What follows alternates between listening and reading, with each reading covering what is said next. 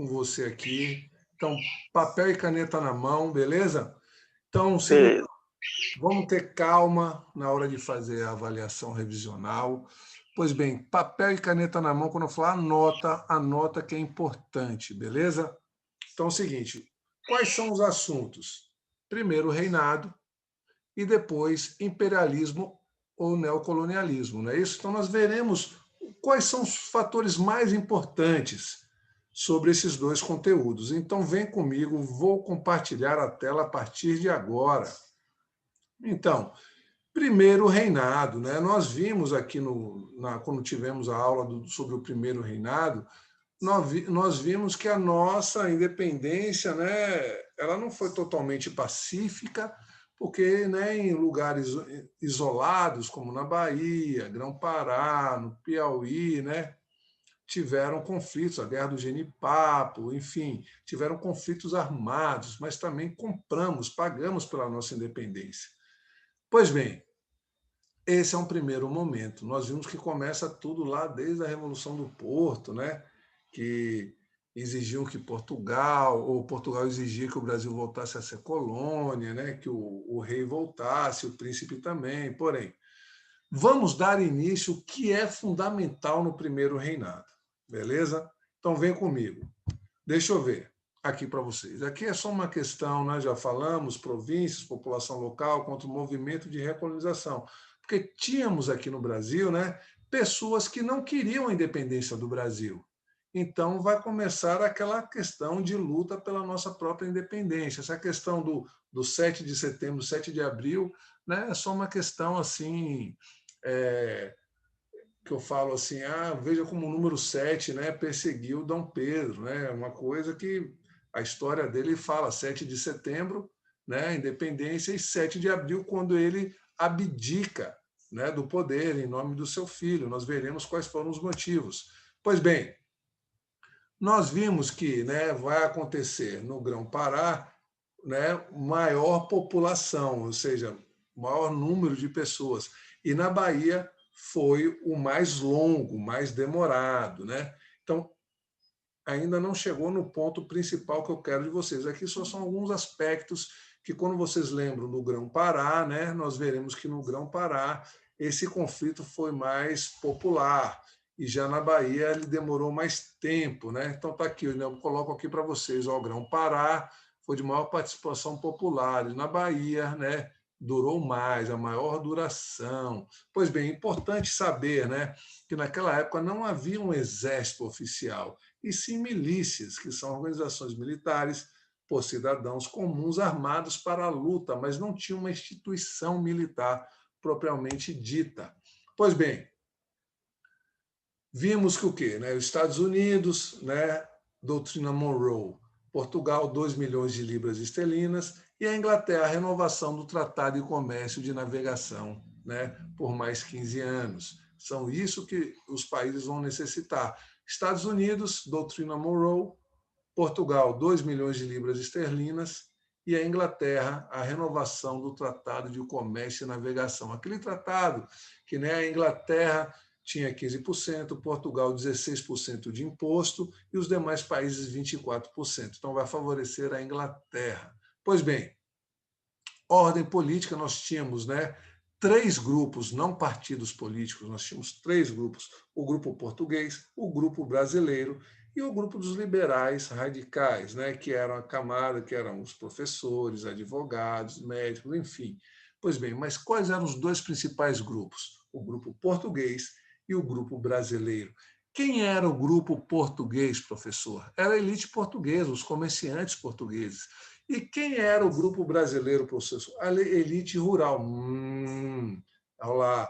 Então, a elite rural, do campo, entendeu? Então, vejam só. Então, isso é importante. Existiam 2 grupos. O grupo português, formado pela elite portuguesa, por comerciantes, e o grupo brasileiro, formado pela elite rural.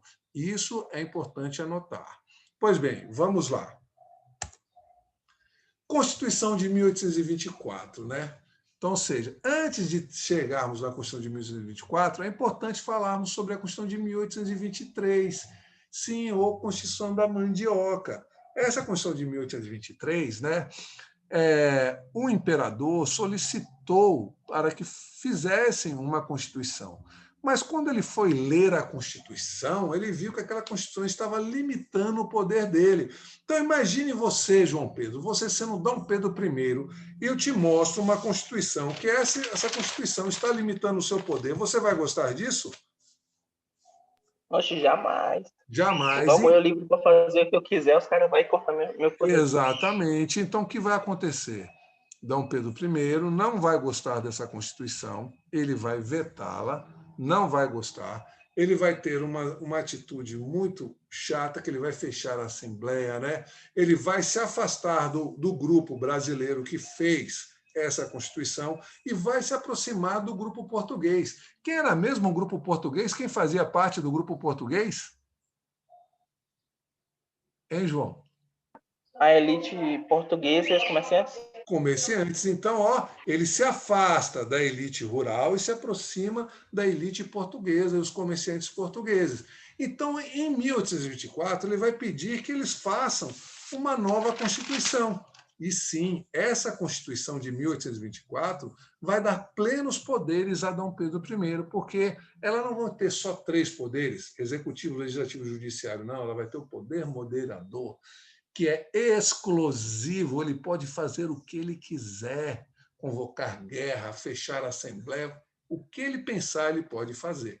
Então, a Constituição de 1824 ela é importantíssima, porque é uma Constituição. E outra coisa, é importante você notar, a Constituição de 1824, ele não vai falar para a população, vocês querem, não, ele vai colocar naturalmente, ou seja, ele irá obrigar a todos, né, que aceitem essa Constituição.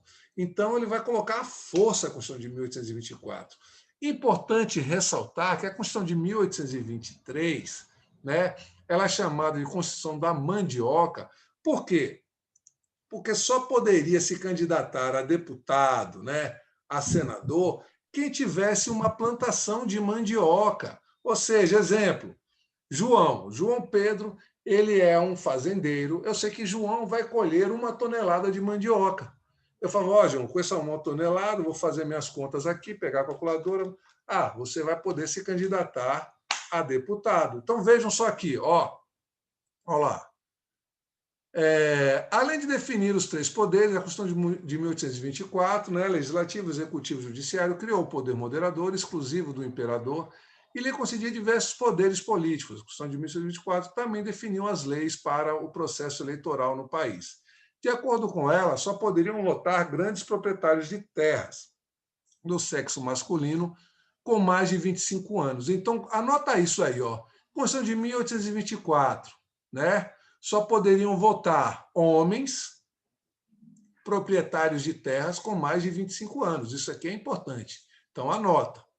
Para ser candidato, também era necessário comprovar a alta renda, R$ 400 mil por ano para deputado federal e R$ 800 mil para senador. Então, vejam, para participar da política, velho, você tinha que ter din-din, bufum, farame farpado, né? Então, inspirada... Só mais rapidinho. Então, em 1824, foi imposta uma lei que só homens com mais de 25 anos da elite... Exatamente, fazendeiros, proprietários de terras. Então, é o seguinte, só votava no Brasil a elite rural, não é isso? Fazendeiros, sexo masculino com mais de 25 anos. Tinha que ter renda. Por exemplo, para ser candidato, né, necessário comprovar essa renda, R$ 400 mil para deputado federal e R$ 800 mil para senador. Agora, a de 1824, ela é inspirada na Constituição da Mandioca, como eu falei para você aqui agora. A Constituição da Mandioca é como que eu falei, João Vitor, ele é um fazendeiro, né? Ele vai produzir 1 tonelada de mandioca. Então, eu vou dizer, poxa, com essa 1 tonelada que João Vitor ou João Pedro vai colher, ele pode participar da votação. Então, a Constituição de 1824 ela foi inspirada na Constituição de 1823. Então, é o que eu digo, a Constituição da Mandioca. O que era a Constituição da Mandioca? Através da quantidade do terreno, da fazenda que você tinha, com a plantação de mandioca, ia dizer se você poderia ou não participar da política. E na de 1824 continua. Então, vejam, a partir daí, tinha que ter renda. Não era qualquer pessoa que participava da política. Entendido isso ou não? Até aí tá de boa. Então, vejam, uma pessoa, aqui na Bahia nós falamos hectares, mas lá no sul são alqueires. Pois bem, é praticamente a mesma coisa, só que são medidas diferentes, né, entendeu? Então, o que é que eu digo a você? Um fazendeiro, Raíssa ou João Pedro, só poderiam participar da política se eles tivessem naquele terreno, naquela fazenda ou no sítio dele, uma parte plantada de mandioca que daria subsídio para ele participar da política. Por isso que chamou Constituição da Mandioca, de 1823. Beleza? A de 1824, nós vamos ver a fundo aquela aqui agora. Então, mais uma coisa importante é que ela vai ter 4 poderes. O maior poder de todos é o moderador, que manda em quem? No legislativo, no executivo e no judiciário. Então, o poder moderador dava plenos poderes a Dom Pedro I. Vamos lá. Vamos entender o que nós falamos até agora. A elite do Brasil pretendia limitar o poder do imperador. Fez a Constituição de 1823. Agradou a Dom Pedro? Não. O que faz o mesmo se aproximar do quem? Da elite portuguesa, que gera o conflito à noite da agonia. Elite do Brasil versus a elite portuguesa. Falaremos disso isso daqui mais para frente. O imperador anula a Constituição e fecha a Assembleia.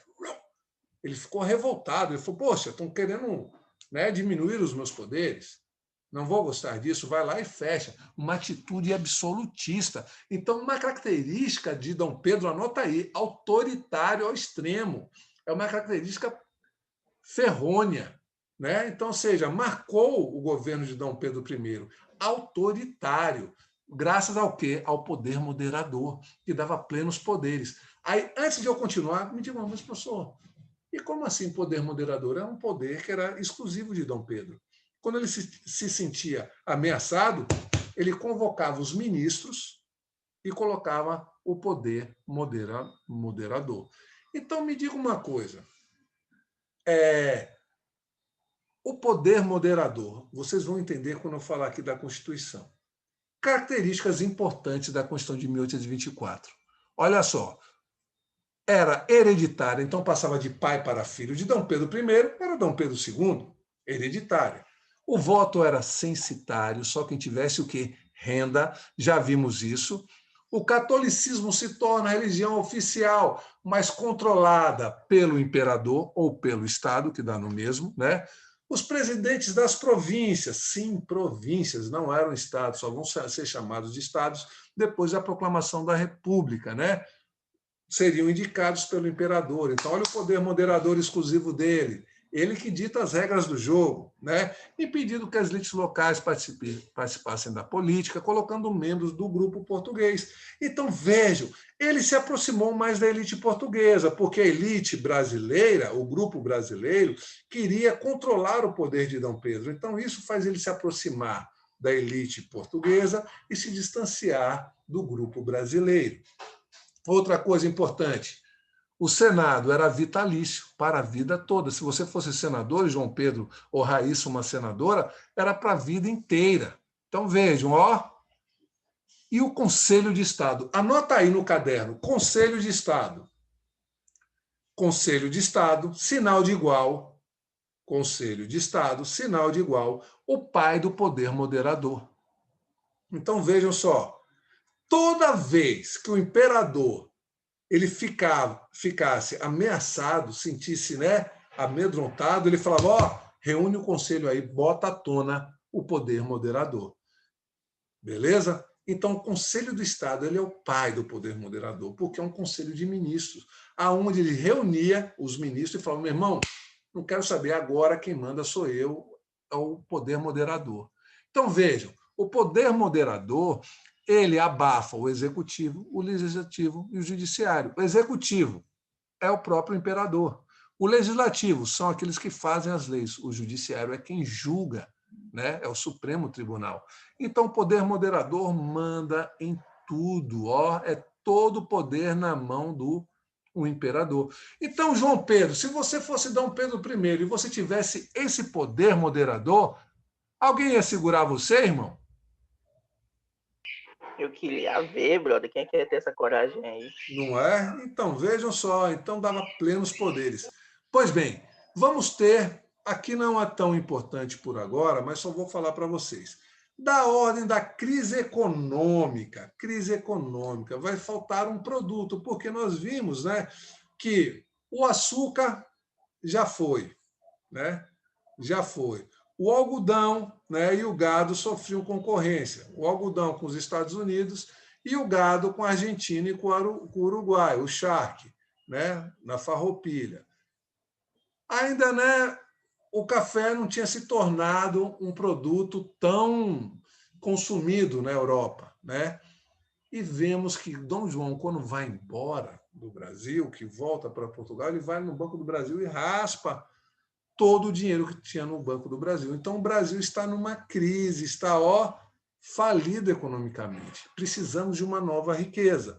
Então, aqui são os tópicos. Agora, na ordem social, isso é importante. A Guerra da Cisplatina. Vai ser um conflito entre Brasil e Argentina pelo Uruguai. Vejam, o Brasil é um único país da América Latina que fala o português, porque nós fomos colonizados pelos portugueses. O resto fala tudo espanhol. Então, vejam. Então, o Uruguai, olha o tamanho no mapa do Brasil em relação à Argentina, ao Uruguai, ao Paraguai. É muito maior.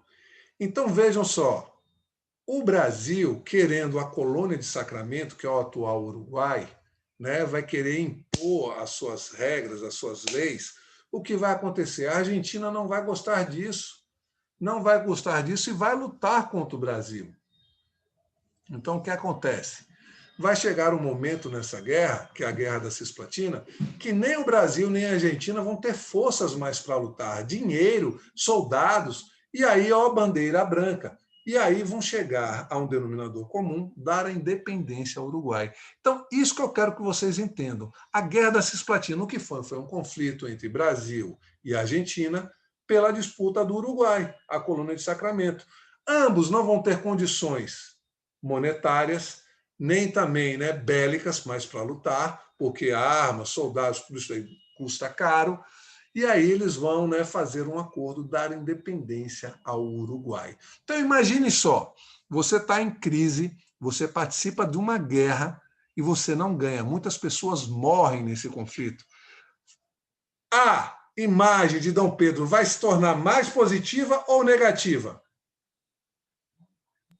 Eu acho que mais negativa, né? Já que morreu essa galera aí de graça. Com certeza, negativa, exatamente isso. Então, isso que eu queria que vocês entendessem sobre a Guerra da Cisplatina.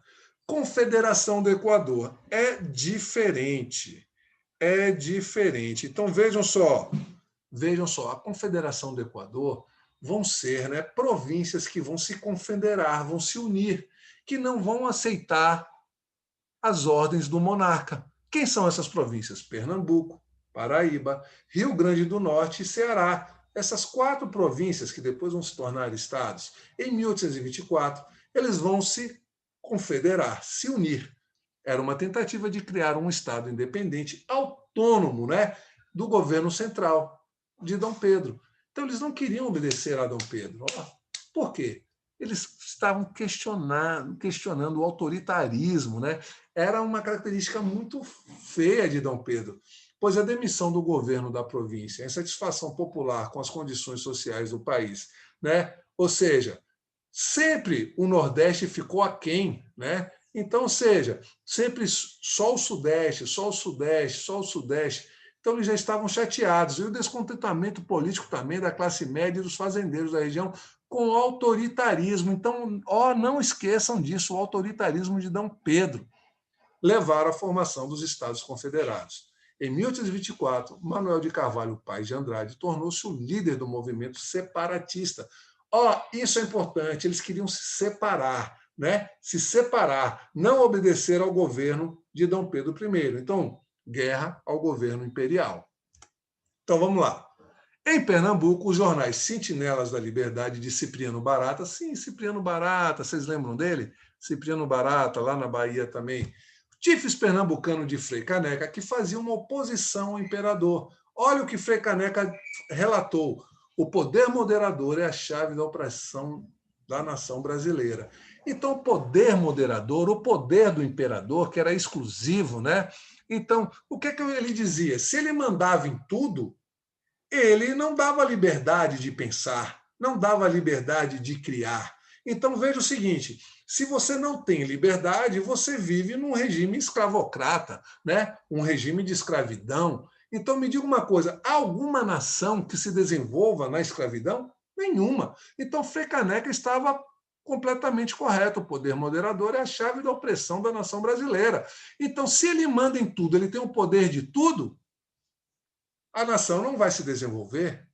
Pois bem, crise econômica e financeira abalava a região do Nordeste em razão da má fase econômica, dos altos impostos, preços de alimentos. Vou admitir, Camille chegou aí. Pois bem, o próprio Frei Caneca e Lázaro vão cometer um erro. Eles vão falar, olha, se conseguirmos, né, nos libertar, né, vencer a Confederação do Equador, nós vamos proclamar a abolição da escravidão aqui nessas províncias. Professor, que províncias? Vou voltar aqui novamente. Então, vamos lá. Vamos lá, deixa eu ver que eu admiti. Agora, vamos lá. Vamos voltar. Pernambuco, Paraíba, Rio Grande do Norte e Ceará. Pernambuco, Paraíba, Rio Grande do Norte e Ceará. Então, vejam. Então, pense comigo. Quando Lázaro e Frei Caneca falam isso, vamos dizer que Raíssa é uma fazendeira muito rica aqui, né? Tanto no Ceará ou Pernambuco. Então, ela vai falar o quê? Ela fala, opa, peraí, para tudo aí. Como assim? Vocês vão dar abolição da escravidão? E quem vai trabalhar na minha fazenda ou nas minhas fazendas? Não é isso? Então, vou voltar aqui, ó. Fazendeiros de Pernambuco, Paraíba, Rio Grande do Norte e Ceará, eles vão falar, peraí, Lázaro, peraí, Frei Caneca, como assim vão acabar com a escravidão? E quem irá trabalhar nas minhas fazendas? Então, vejam, percebam, os fazendeiros vão deixar de apoiar o movimento e vão estar a favor de Dom Pedro, porque eles não querem o fim da escravidão. Então, se os fazendeiros que têm grana deixam de apoiar o movimento com dinheiro, com armas, com soldado, com munição, o movimento ele vai crescer ou vai cair? Respondam. O que é que vocês acham? Rapaz, pode ser os dois, entendeu? Pode tanto crescer, mas também pode cair. Não, como os dois, como é que vai crescer se sai o dinheiro do movimento? Como é que o dinheiro como é que o movimento vai crescer, João? Se você tira o capital, tira a grana, você vai lutar com mamona contra bala? Não pode. Você já tomou uma mamonada, velho? Não pode. Você deu uma mamonada em você? Então, mas não pode isso. Isso não condiz. Então, vejam só, não pode, a partir do momento que o dinheiro deixa de financiar o movimento, não temos soldados, não temos armas, não temos o quê? Munição. Então, o movimento começa a cair. E era tudo que Dom Pedro queria. Então, a elite pernambucana versus a Constituição e o poder absolutista. Um dos principais líderes desse movimento foi Frei Caneca, que buscava o federalismo. Nós já vimos isso. Tanto é que ninguém vai querer enforcar Frei Caneca. E ele vai ser fuzilado, porque ninguém queria levar, ou seja, eu vou levar à morte um membro de Deus. Então, ninguém quis fazer isso. Então, o governo central reagiu rapidamente, né, com todas as forças, nas províncias separatistas. Já falamos quais são, né? Pernambuco, Ceará, Rio Grande do Norte e Paraíba, não é isso? Minha conexão? Não. Estou aqui, né? Tá tudo beleza. Você pode repetir, por favor, que deu uma travada. Deu uma travada? Então vou voltar aqui. Então, quais eram as províncias? Vou repetir: Pernambuco, Paraíba, Rio Grande do Norte e Ceará. O governo de Dom Pedro ele vai reprimir a altura. Com isso, ele vai pedir dinheiro emprestado à Inglaterra, 1 bilhão de libras, organizou uma poderosa frota militar, com Thomas Cochrane por terra e Francisco de Lima e Silva, né? Muitos revoltosos foram presos, sendo 19 foram condenados à morte. Era uma forma de reprimir o movimento. A confederação foi desfeita, porém, a insatisfação com o governo de Dom Pedro só aumentou. Então, vejam só, a Guerra da Cisplatina. Dom Pedro entrou, mas perdeu a guerra, porque ele não ganhou a guerra. Então, ele gastou, né, armas, munição, morreu gente e não ganhou. Teve a Confederação do Equador também, que vai aumentar a insatisfação com Dom Pedro, né? Outro movimento que aconteceu, a crise do governo de Dom Pedro I, né? Já falamos da Guerra da Cisplatina, vou falar da crise sucessória. Crise sucessória é uma sucessão. Morre Dom João lá em Portugal. O filho mais velho era Dom Pedro. Mas Dom Pedro está aqui no Brasil. Se ele largar aqui o Brasil, ele pode perder o poder do Brasil. Então, ele vai abdicar em nome da sua filha, Maria da Glória, que vai fazer ela se casar com o irmão dele. Mas irmão, né? Irmão não é de pai e mãe. É só por parte, né? Dom Miguel era irmão de Dom Pedro, mas não era irmão assim, é só por parte de uma parte, por parte de pai. Então, ou seja, ele vai abdicar em nome de Dom Miguel, né? Dom Miguel vai casar com Maria da Glória, porém Dom Miguel vai dar um golpe em Maria da Glória. Então imagine, você pai, né? E você sabe que um cara deu um golpe, tomou tudo, deixou sua filha a ver navios. Você fica aqui possesso de raiva. Então, aí vocês vão ver que depois, quando ele abdica, ele volta, mas como sendo irmãos, né? Irmãos, pois bem, não são irmãos de pai e mãe, só por uma parte da família. Então, vejam só, Dom Miguel vai fechar Portugal, aí Dom Pedro vai ficar na França, e depois vai rever o seu exército, vai invadir Portugal, guerra civil, e toma o poder de Dom Miguel, e aí fica tudo tranquilo novamente. Pois bem, mas o que foi a crise sucessória que eu quero que você entenda? A crise sucessória é quando Dom João morre, Dom Pedro, por ser o filho mais velho, direito ao trono, ele vai abdicar, porque ele está aqui no Brasil, em nome da sua filha. Ele vai fazer um casamento com seu irmão, Dom Miguel, né? Porém, para quê? Para ele ficar, a família deles ficar mandando no Brasil e em Portugal, mas Dom Miguel vai tomar o poder de Maria da Glória, né? Porém, esse casamento não vai ser consumado, né? Passo a um detalhe que eu tenho para falar para vocês. E o que vai acontecer? Dessa forma, Dom Pedro I fica aqui no Brasil possesso de raiva com o irmão. E futuramente vai voltar e vai tomar tudo novamente. Então, é um segundo motivo. Primeiro, Guerra da Cisplatina. Segundo, crise sucessória. Bom, morre um jornalista chamado Líbero Badaró. Ele era oposição ao governo de Dom Pedro. Ele falava mal de Dom Pedro I. Ele batia nos jornais de Dom Pedro I. Então, certo dia, ele amanhece com a boca cheia de formiga. E todo mundo, a população, vixe, será que Dom Pedro mandou matar? Será que Dom Pedro mandou matar? Então, ficou aquele, né, aquela interrogação, será? Então, todo político, né, todo governante, melhor dizendo, todo governante, ele vai fazer visitas para saber como é que está, né, como é a sua popularidade. Então, aí Dom Pedro vai para Minas Gerais. Quando ele chega em Minas Gerais, ele é recebido com uma chuva de vaias. Na hora que ele vai querer falar, os mineiros, uma vaia. O semblante de Dom Pedro fica cabisbaixo. Ele entra Jogava pão novamente, de queijo nele, um negócio horrível. ou seja, ele entra na carruagem, né? E o partido português que estava do lado dele falou: ó, volta para o Rio de Janeiro. E aí manda um mensageiro falar para o partido português para fazer uma festa, para animar, né? Ou seja, tentar tirar tudo o que aconteceu de ruim aqui em Minas Gerais. Então, eles pretendem fazer uma festa para recepcionar Dom Pedro.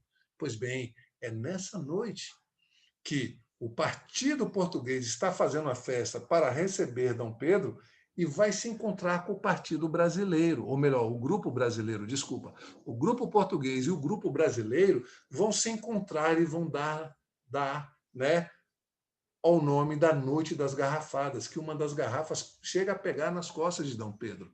ou seja, há relatos, né, em livros que falam isso, o conflito à Noite das Garrafadas, que foi um momento entre o grupo português, que fez a festa para receber Dom Pedro, vai se encontrar com o grupo brasileiro, que vocês viram, já estava enciumado, né, porque o Dom Pedro estava mais coligado com o grupo português. Vocês sabem por quê?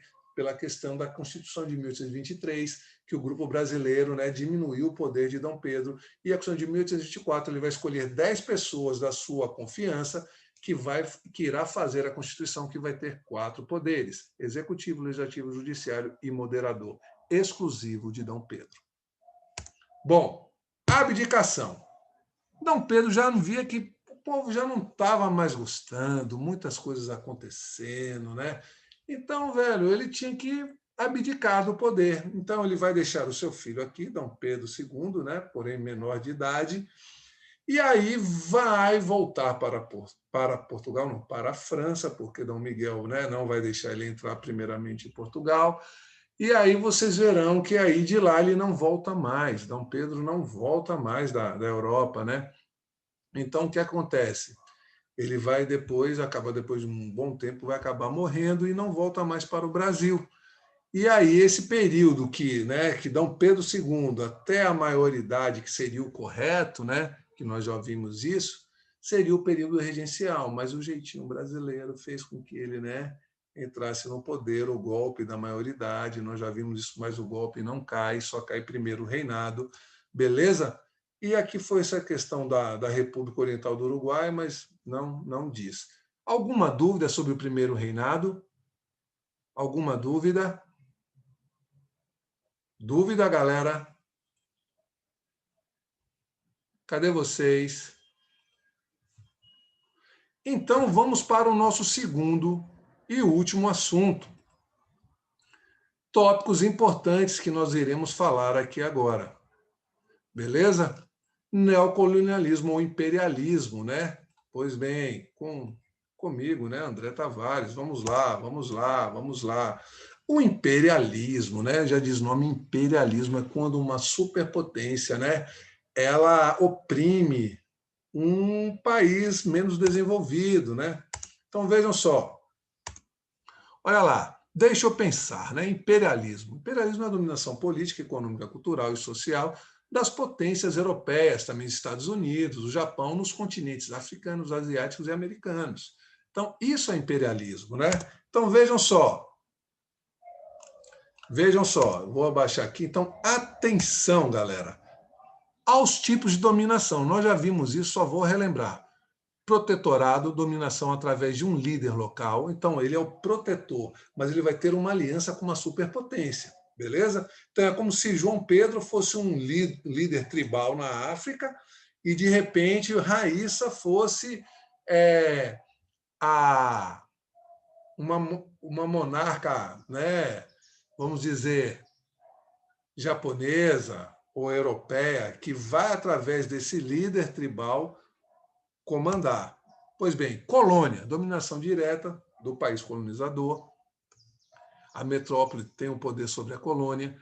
Área de influência, dominação em áreas específicas, mantendo um governo nativo. Então, ou seja, eu posso deixar um poder local, mas eu tenho uma área de influência, uma dominação em áreas específicas, né, sobre aquele governo daquele governo nativo, aquele governo local. Então, eu tenho algumas áreas que eu tenho mais influência naquele governo. Econômica, a influência nos projetos econômicos dos países. Então, lógico, uma superpotência, né? Então, o imperialismo, vejam só, o imperialismo século XIX e século XX, galera. Então, isso é importante.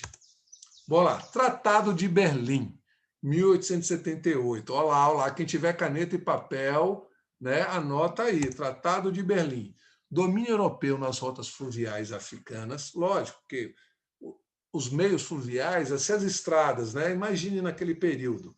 Então, o meio fluvial era mais rápido, não tínhamos, né, velho, tantas tecnologias.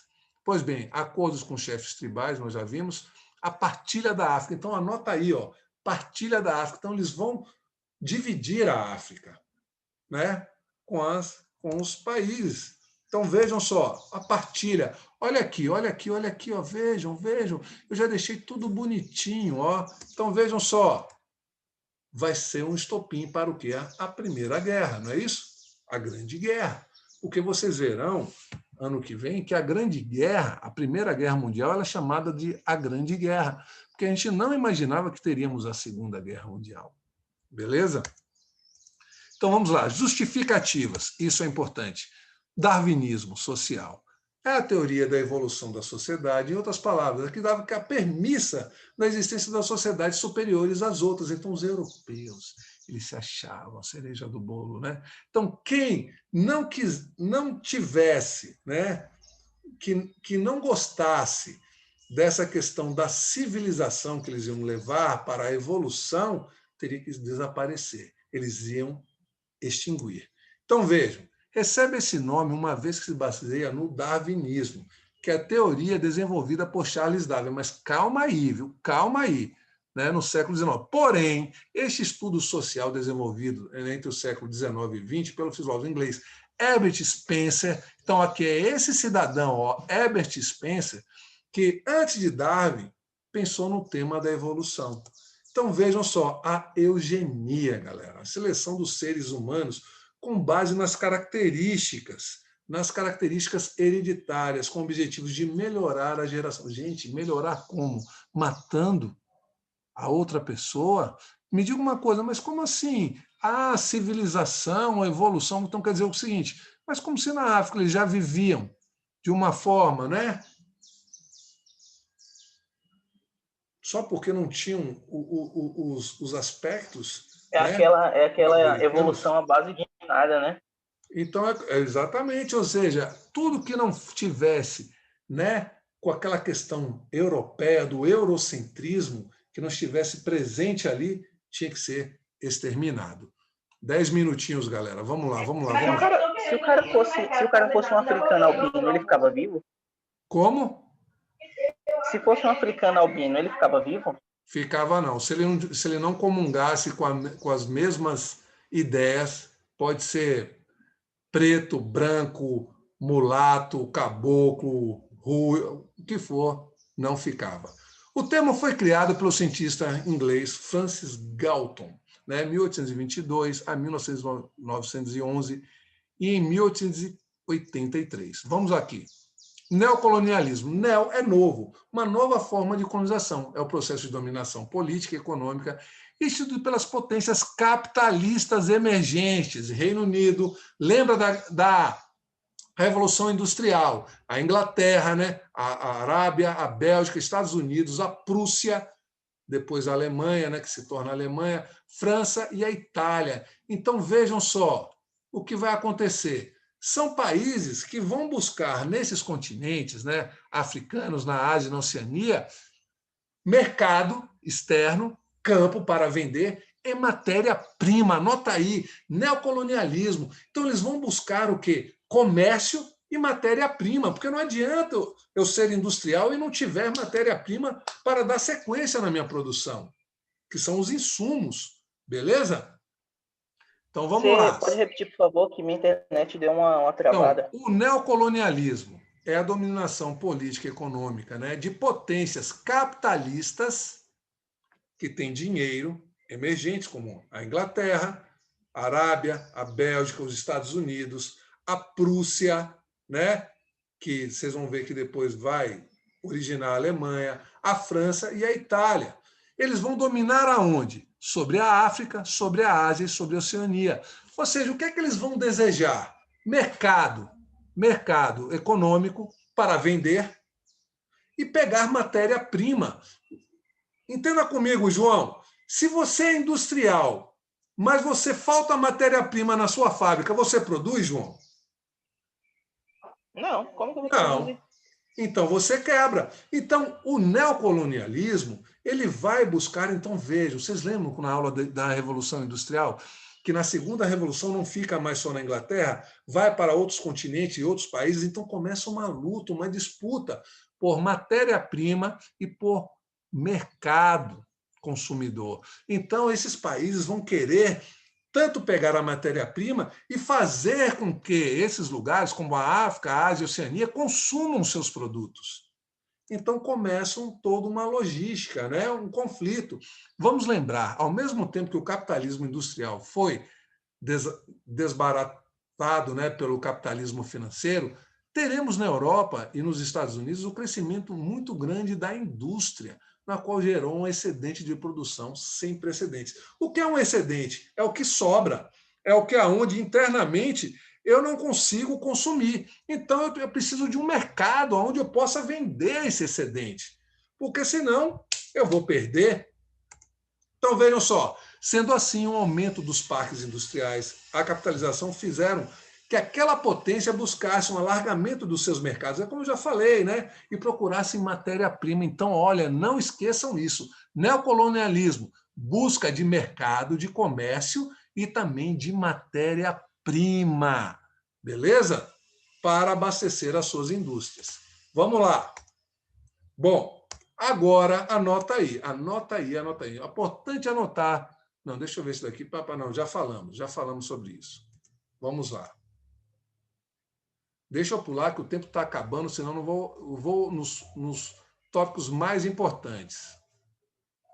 Então, África e Ásia, século XVIII e XIX, vão buscar o lucro, o mercado, né, consumidor, matéria-prima, já vimos isso. Razão de civilizar as regiões periféricas. O que são regiões periféricas? Regiões aos redores, que não comungavam das ideias. Então, é o seguinte, se você não quisesse, né, receber essa civilização, você seria exterminado. Né? Já vimos isso, o eurocentrismo, né? A Europa como centro do mundo. Tudo ok? Então, isso é o neocolonialismo. Isso são as ideias, entendeu? Então, ou seja, aí vem aquela questão do eurocentrismo, né? A Europa como centro do mundo. Então, elas falavam assim, ó, o que não for da Europa está fora, tem que ser exterminado. Quem não quiser essa evolução vai sair também, né? Vai para outro patamar. Imperialismo europeu na Ásia. Então, vejam só. Gente, eu estou com medo do tempo acabar e não dá para falar tudo. Então, eu vou para os tópicos mais principais. Então, o que é que eu quero falar para vocês, né? Sobre o imperialismo, colonização da Ásia. Deixa eu ver aqui. Deixa eu ver aqui a Índia, Grã-Bretanha, a China. Então, aqui. Pois bem, nós vamos ver que a Inglaterra ela vai ganhar muito com isso, muito com isso. Então vejam só, o que é importante eu saber na Guerra do Ópio, né? O que foi o Tratado de Nanquim. Então anota isso, é importante, né? Olha lá, o episódio ficou conhecido como Guerra do Ópio, que não só foi uma, tiveram duas, né? Teve efeitos catastróficos por chineses obrigados a assinar em 1842 o Tratado de Nanquim. O tratado determinava a abertura de 5 portos chineses para os ingleses. Vejam, olha aí a questão do imperialismo, do neocolonialismo, a transferência de Hong Kong para a Grã-Bretanha. Então, Hong Kong ficou muito tempo pertencente à Inglaterra. O Tratado de Nanquim foi o primeiro da série de tratados desiguais. Por que desiguais? Porque só daria mais preferências, privilégios à Inglaterra. E o que acontece, né? A China ia perder com isso. O Reino Unido tinha muitas vantagens comerciais, né, mais do que a China. A França e os Estados Unidos vão também se aproveitar de toda essa situação. Então, o Tratado de Nanquim, galera, isso é importante você anotar. Então, anota aí. E a questão da partilha, como eu falei lá, né, da África, né? Isso também foi muito importante. Eu vou voltar lá. Pois bem, aqui tempinho, aqui a gente pode. Deixa eu ver se tem mais alguma coisa importante para falar que eu tenho que. Bom, vejam, então a questão do imperialismo. Olha a exploração europeia, estava espalhada ao longo da costa, né? Então vejam, olha a África como ficou, ó. Vocês estão vendo? Olha aqui, ó. Ó a riqueza na África. Olha os Estados Unidos, uma superpotência, E olha aqui a Europa também. Então, vejam só aqui ó, como está. Então, olha a questão, ó, que vão sugar as riquezas, entendeu? Então, vejam só. Deixa eu ver o que mais que é importante. Colonização africana. Então, ó, gente, o que é mais importante aqui que eu queria falar para vocês está aqui, ó, sobre, porque nós já fizemos um simulado referente ao imperialismo, né? Então, eu queria que vocês pegassem só mais essa questão aqui, que é fundamental, que nós já falamos, mas eu vou aqui. Então, Tratado de Berlim, né? Então, vejam, vai ser através desse tratado, né? Eles vão partilhar o continente africano entre, né, alguns países. Então, vejam só, temos Portugal, temos a Itália, né, Espanha, vejam. Então, e isso tudo futuramente vai gerar um grande conflito que nós falamos, a Primeira Guerra Mundial. Por quê? Como eu falei a vocês, né, eles vão querer dominar, ganhar, expandir, crescer. Olha, 1878 é século XIX. Já estamos na segunda Revolução Industrial. Então, vejam, há necessidade, né, de ampliar os mercados consumidores e buscar a matéria-prima. Beleza, galera? Ó, o nosso horário está terminando. Referente ao imperialismo e o neocolonialismo, os fatores mais importantes eu já falei. Deixa eu voltar aqui só alguma coisa para ver se eu faltei falar alguma coisa aqui para vocês. Deixa eu fechar aqui. Só rapidinho. Galera, o mais importante é que eu vou estar com vocês. Vocês preferem que eu leia cada questão